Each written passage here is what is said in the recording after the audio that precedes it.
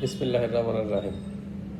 সুপ্রিয় দর্শক শ্রোতা, আজকে যে বিষয়ে আলোচনা করব সেটা হচ্ছে কানে কম শোনা কিংবা না শোনার পরীক্ষা। এই কানে কম শোনা বা না শোনার কী ধরনের আমরা পরীক্ষা করতে পারি, এর প্রতিকার এবং এর চিকিৎসা সম্বন্ধে একটু সম্যক ধারণা। এই যে রোগ নির্ণয় এবং প্রতিকার ও চিকিৎসা সম্বন্ধে যে আলোচনা, সেই আলোচনার আগে আমরা একটা রোগী যখন কানে কম শোনা কিংবা না শোনা আসে, তখন এই রোগের কারণ উদ্ঘাটনের জন্য প্রথমেই রোগ ও রোগীর ইতিহাস জানতে হবে। একেবারে পরিষ্কারভাবে তা যদি রোগী ভালো মতো বলতে না পারে, শুনতে না পারে, তার পার্শ্বের বাবা মা, আত্মীয় স্বজন অথবা তার ডিপেন্ডেন্ট অর্থাৎ নির্ভরশীলতার জায়গা থেকে সঠিকভাবে সেটা জেনে নিতে হবে। এরপরে এই যে রোগীর ধারণ, এটা গর্ভধারণের পর থেকে ভূমিষ্ঠ হওয়া পর্যন্ত মায়ের অবস্থা সেখানে সঠিকভাবে জানতে হবে।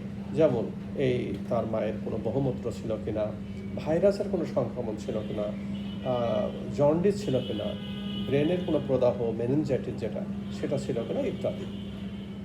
এরপরে দেখুন শিশুর জন্মের পর বিভিন্ন সময় তার আচরণ ও বিকাশের দিক পর্যায়ক্রমে খেয়াল রাখতে হবে।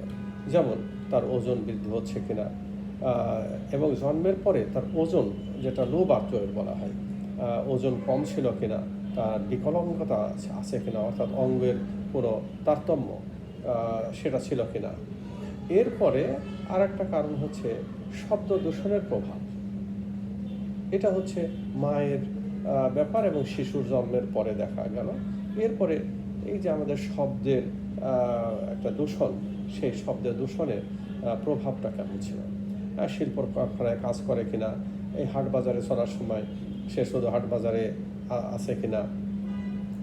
হাট বাজারে প্রচুর অনেক মানুষেরই একটা অভ্যাস থাকে, হাট বাজারে যায় চায়ের স্টলে চা খাওয়া, সেখানে অনেক লোকের মধ্যে সমাগমে থাকা, এইভাবে চেঁচামেচি, চিৎকার, হই হুল্লোড়, রাস্তায় গাড়ি ঘোড়ার মধ্যে থাকা, এইরকম ধরনের যান্ত্রিক আওয়াজ, গুলির কিংবা বোমার শব্দের মধ্যে এক্সপোজার হয়েছে কিনা, সে পড়ে গেছে কিনা, এই সমস্ত বিষয়গুলো কিন্তু তাদের কাছ থেকে জানতে হবে। এরপরে হচ্ছে কানের তার কোনো এটা পরবর্তী সময়ে এই রোগীর কানের এই যে শোনা কিংবা না শোনার কারণটা তার ব্রেনের অর্থাৎ এই যে ঝিল্লিগুলো আছে অর্থাৎ আবরণ আছে যেটাকে মেনিনজেস বলে, তার কোনো প্রভাব হয়েছে কিনা, তার এই ব্রেনের মধ্যে ইনফেকশন যেটা এনসেফালাইটিস বলে সেটা হয়েছে কিনা, অথবা কোনো আঘাতজনিত কারণ কিনা। এরপরে ওই রোগের ভাইরাস যেমন মাম্পস, মিজেলস, অনেক সময় মাম্পস এর কারণে কিন্তু কানে কম শোনা হয়। আবার এই যেটা একটা ভাইরাসজনিত রোগ, আর হঠাৎ করে তার দেখা গেলো যে ওষুধ খাচ্ছে, বিভিন্ন ধরনের ওষুধ। এক সময় হিল ট্যাক্সে যারা চাকরি করতো তাদের ম্যালেরিয়ার ওষুধ, কুইনা, এইরকম ধরনের ওষুধ খেলে কিন্তু এই কানে কম শোনা হতো। আবার অনেক সময় দেখা যায় যে এই কিডনি রোগ, তাদের স্ট্রেপ্টোমাইসিন এক সময় দেওয়া হতো, অথবা টিবির স্ট্রেপ্টোমাইসিন একটা ওষুধ দেওয়া হতো।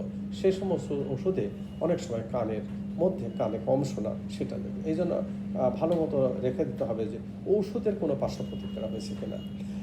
কোনো বিপাকীয় অনেক কিছু খাবার আছে, অথবা এই মেটাবলিক ডিজিজ আছে, লিভার ডিজিজ, কিডনি ডিজিজ, এই সমস্ত ডিজিজ তার রোগ বালাই হয়েছে কিনা, সে সমস্ত জিনিস জেনে নিতে হয়।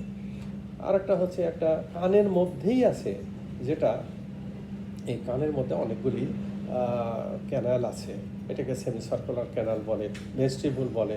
ওই সমস্ত জায়গায় যদি তারতম্য হয় তাহলে ভেস্টিবুলার ওই ইন্টারনাল ইয়ার অর্থাৎ অন্তঃকর্ণের মধ্যে যদি কোনো কিছু থেকে থাকে, কোনো তারতম্য হয়ে থাকে, অথবা মিডল ইয়ারে অর্থাৎ মধ্যকর্ণ, সেই সমস্ত জায়গায় যদি কোনো রোগ থাকে সেটা জেনে নিতে হবে।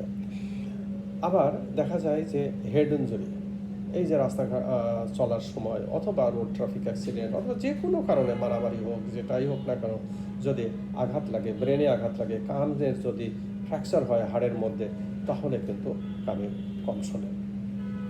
সুতরাং আবার দেখা যায় যে কানের মধ্যে কোনো টিউমার, গলায় টিউমার, ঘাড়ে টিউমার, নাকে টিউমার, এই সমস্ত টিউমারজনিত কারণেও কিন্তু কানে কম শোনা হয়। একটা জিনিস লক্ষণীয় যে হঠাৎ কানে কম শোনা, এই হঠাৎ কানে কম শোনাটা, এটাকে আমরা বলি সাডেন ডেফনেস। সাডেন, হঠাৎ করে সে ঘুমিয়ে আছে, সকালে উঠে দেখলো তার কানে শোনে না, এক কান বন্ধ হয়েছে, কানটা একদম ব্লক হয়ে গেছে। তো সেটা একটা কারণ, সেটাও তার কাছ থেকে জানতে হবে। এরকম ধরনের অনেক কারণ আছে, যে কারণগুলো সম্বন্ধে সম্যক ধারণা নিতে হবে রোগী, তার অ্যাটেন্ডেন্স অথবা তার নির্ভরযোগ্য তার লোকদের কাছ থেকে। বয়স্কদের, এই যে বয়স্কদের কারণ, বয়স্কদের কানে কম শোনা কিংবা এরকম হয় 40 বছরের পরে যেমন চোখে কম দেখে, এটাকে প্রেস বায়োপিয়া বলে, তেমনি কানেও কিন্তু কম শোনে, প্রেস বায়োকোসিস বলা হয়। তো সেটা তার বয়স ভিত্তিকের কারণে তার অটোমেটিক্যালি আস্তে আস্তে আস্তে আস্তে কম শোনে। সেটার যদি এক্সপোজার আরও বেশি হয় ওরকম ধরনের শব্দের মধ্যে কিংবা ওষুধের পাত্র, তাহলে আরও একটু বেশি হয়ে যায়, সেগুলা জেনে নিতে হয়। সুতরাং এরকম ধরনের আবার অনেকগুলি জিনিস আছে যেটার কারণ আজ পর্যন্ত জানা যায় না। ডাক্তার সাহেব অথবা যে কোনো বিজ্ঞানী এ পর্যন্ত কোনো কারণই পাওয়া যায়নি। সুতরাং সেই সমস্ত জায়গাগুলো আমাদেরকে ইতিহাস নিয়ে জানতে হবে। সুতরাং এই ধরনের রোগের ইতিহাস একটা ভীষণভাবে প্রযোজ্য।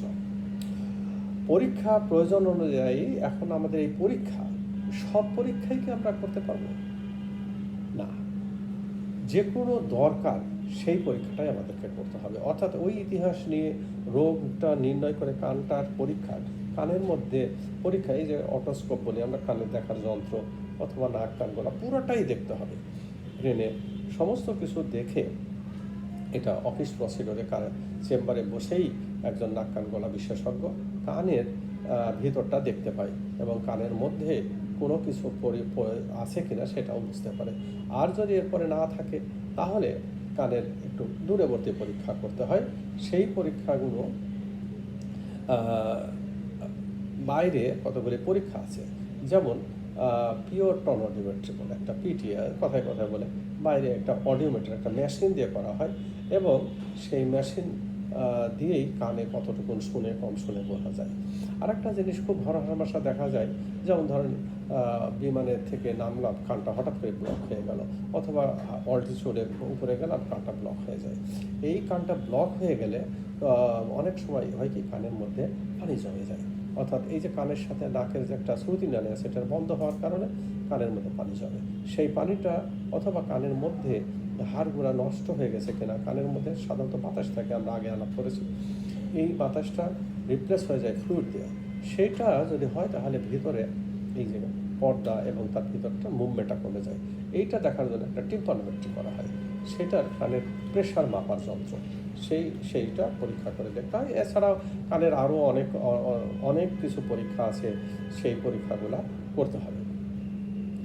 আর এর চিকিৎসা আমাদের কিভাবে করব, এই সমস্ত কারণ জানা থাকলে, এই যেমন ধরুন কানের যদি কানে কম শুনে, এই যে কানের প্রদাহ যেটা বললাম, কানের পর্দা ছিদ্র হয়ে যাওয়া, কিংবা কানের মধ্যে যদি হাড় অস্থি নষ্ট হয়ে যায় অথবা কানের অস্থি যদি ফিক্স হয়ে যায়, সেই সমস্ত কারণগুলো আমরা বের করে কানের পর্দা, যেটা আমরা আলাপ করেছি যে খুব সহজে এন্ডোস্কোপিক টিম্পানোপ্লাস্টি অথবা মাইক্রোস্কোপ দিয়ে সেটা পরীক্ষা করে তাড়াতাড়ি করে সেটা চিকিৎসা করলে কানের কম শোনা কিংবা তার পার্শ্ব প্রতিক্রিয়া অগ্রসর হবে না, ভালো হয়ে যাবে। আর যদি কোনো অন্য রকমের কোনো চিকিৎসা মানে রোগ থাকে, সেটারও চিকিৎসা করতে হবে। এখন হঠাৎ করে হঠাৎ করে কানে কম শোনে, এটা কিন্তু সাডেন ডেফনেস বলে। এই সাডেন ডেফনেস যদি হয়ে যায় তাহলে এখন একটা নতুন 3-4 বছরে একটা বিশেষ ধরনের গবেষণামূলক পরীক্ষা আছে, যেটাকে পিআরপি থেরাপি বলা হয়। এই পিআরপি নিজেরই রক্ত নিয়ে 10 সিসি মতো অথবা 7 সিসি 5 সিসি নিয়ে ওইটারে 3 সিসি 4 সিসি বানিয়ে ইন্ট্রাটিম্পানিক ইনস্টিটিউশন করা হয়। একটা সিরিজ দেওয়া লোকাল দিয়ে জাস্ট কানের পর্দার মধ্যে মধ্যকর্ণে ওটা ঠেলে দেওয়া হয়, দিলে ওটার মধ্যে প্লাটিলেট ডিস্ক প্লাজমা বলে, এটা একটা গ্রোথ ফ্যাক্টর আছে। এইটাই যে নার্ভ কিংবা অন্যান্য টিস্যুকে গ্রো করতে সাহায্য করে এবং এর ফলে অনেকেই কানে কম শোনাটা ভালো হয়ে যায়। এখন এটাই অত্যন্ত উপযুক্ত এবং আধুনিক চিকিৎসা। এখন এটা কিন্তু রিসার্চ চলতেছে এবং এটাতে পরিসংখ্যান অনুযায়ী দেখা গেছে যে এর ফলে অনেক রোগী কিন্তু ভালো হয়ে গেছে এবং কানের কম শোনার থেকে উদ্ধার পেয়ে ভালো কানে শোনে এবং তার এই যে সচরাচর যে একটা কথা বলা, মানুষের সাথে কমিউনিকেশন, যোগাযোগ, সেটা বৃদ্ধি করে। সুতরাং দেরি না করে কানে যদি কম শোনেন, কোনো একজন চিকিৎসককে, বিশেষজ্ঞ চিকিৎসককে দেখান এবং তার প্রতিকার এবং প্রতিরোধ চিকিৎসার ব্যবস্থা নিন। ধন্যবাদ সবাইকে।